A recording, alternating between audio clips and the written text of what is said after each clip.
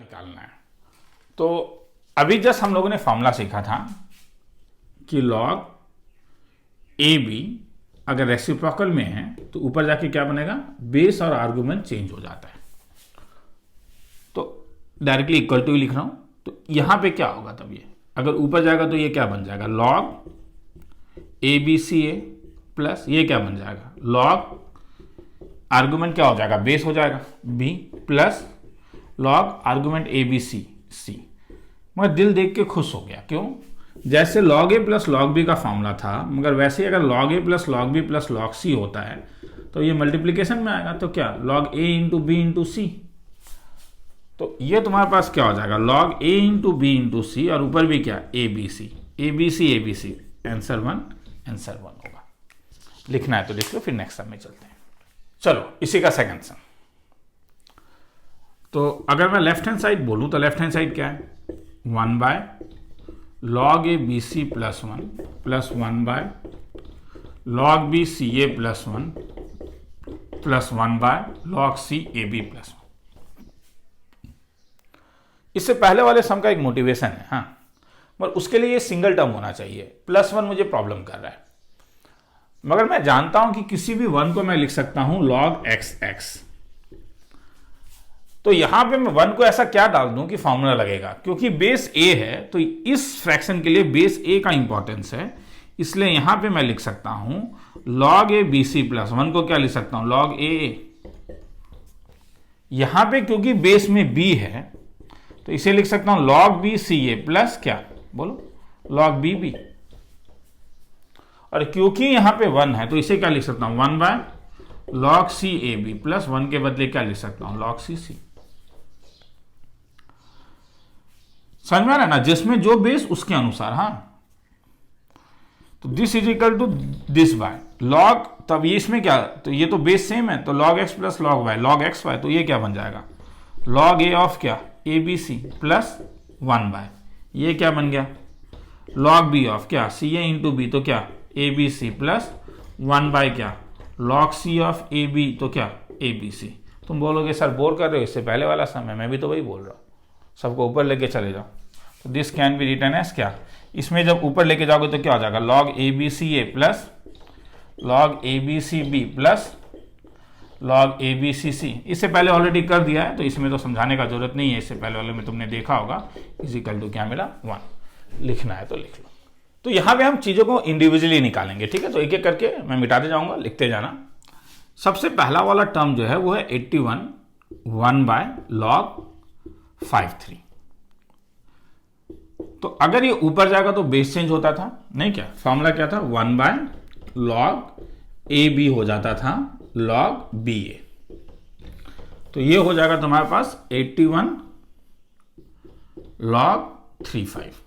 अब दिमाग में क्या आ रहा है, अब दिमाग में ये फॉर्मूला आ रहा है कि अगर टर्म का बेस और लॉग का बेस एक होता है तो वो कैंसिल होकर डायरेक्टली बी दे देता था, मतलब बी को वो आसमान से जमीन में पटक देता है। मगर यहां पे ये 5 को पटक अभी नहीं पाएगा क्योंकि ये 81 है, मगर 81 3 का पावर है, इसलिए इसे लिख सकता हूं 3 टू द पावर 4 लॉग 35। अब ये 4 प्रॉब्लम कर रहा है, मगर मेरे पास एक फॉर्मूला है कि जो हम लोग ने एक्सपोनेंशियल में देखा है, a to the power mn लूं या a to the power n into m लूं, बात बराबर है एक्सपोनेंट में। तो एक्सपोनेंट में अगर मैं लेके जाऊं तो ये 3 टू द पावर क्या लिख सकता हूं, तब इसे log 35 ले लूं, कॉम्यूटेटिव है ये, 4 ले लूं। तो अब 3 अब ये फॉर्मूला लगेगा, ए कैंसिल होकर बी जमीन में आ जाता है, तो 3 कैंसिल होकर 5 जमीन में आएगा, मतलब 5 टू द पावर 4 625। तो इसे लिखना है तो एक बार लिख लो।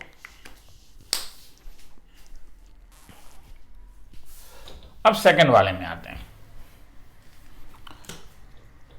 अब सेकंड वाला कह रहा है कि 27 लॉग 9 36। तो अब यहां पे क्या है, ये 9 है, ये 27 है। 27 9 के पावर में नहीं आता है, मगर 27 भी 3 के पावर में आएगा, 9 भी 3 के पावर में आएगा।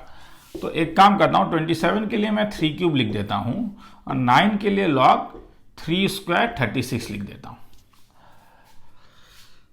तो फॉर्मूला क्या था, ये 2 बाहर आएगा मगर बेस में है, तो ये क्या बन जाएगा 3 टू द पावर 3, और ये जो है ये तुम्हारे पास 1/2 इंटू लॉग 336, नहीं क्या, क्योंकि बेस में है तो 1/2 आएगा।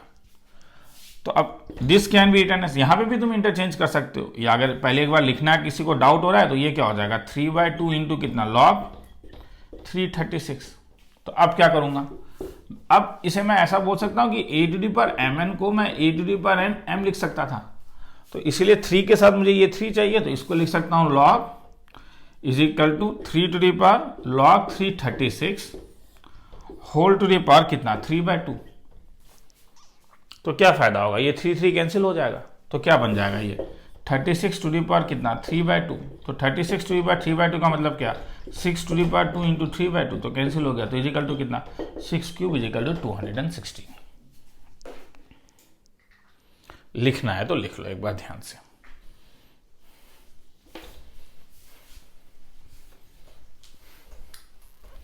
तो अब 3 टू दी पावर 4/log 79, यहां क्या करूं, तो फिर से वही वाली बात है कि ये अगर ऊपर जाएगा तो ये log 79 है, तो ये क्या हो जाएगा 3 टू दी पावर। तो एक काम करता हूं, इसे ऐसा लिख सकता हूं log 79 टू दी पावर 4, बात तो बराबर है।